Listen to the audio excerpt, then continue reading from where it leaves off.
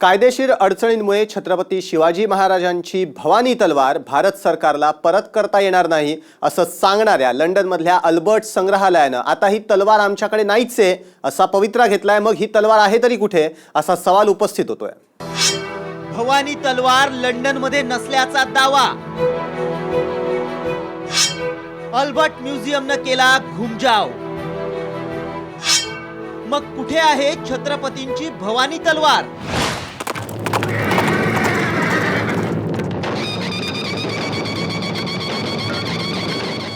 आपल्या पराक्रमानं स्वराज्याची पताका अभिमानानं झळकावत ठेवणारे छत्रपती शिवराय म्हणजे इतिहासातलं धगधगतं पान। याच शिवरायांची ऐतिहासिक भवानी तलवार पुन्हा एकदा चर्चेत आली आहे। आतापर्यंत ही तलवार लंडनच्या अल्बर्ट म्युझियम मध्ये असल्याचं सांगण्यात येत होतं।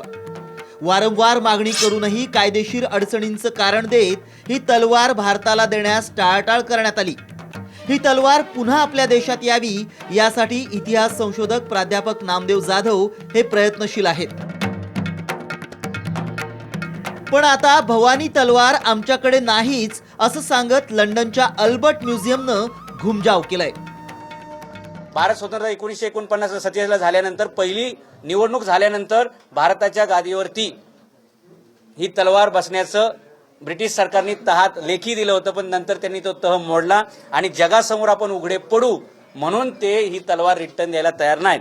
सेम कॉपी या तहाची भारत सरकारकडे आहे, पण ते डिस्क्लोज करायला तयार नाहीत आणि याच्या संदर्भात आम्ही राष्ट्रपती, प्राईम मिनिस्टर या सगळ्यांकडे फॉलोअप घेत आलेलो आहोत।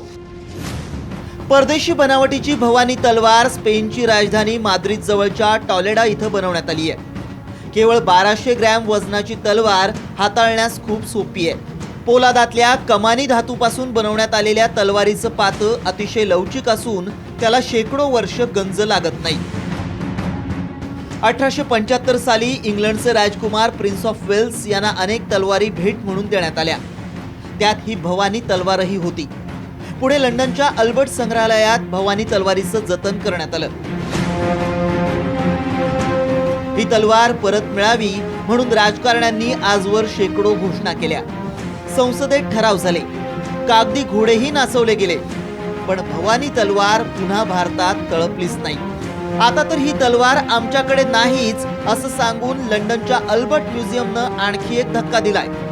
मग छत्रपती शिवरायांची तलवार आहे तरी कुठे, की भारतीयांचा ससेमिरा टाळण्यासाठी ब्रिटिशांनी पुन्हा एकदा बनाव केलाय हेही पाहणं महत्वाचं आहे। गोपाळ मुरघरे, साम टीव्ही, पुणे।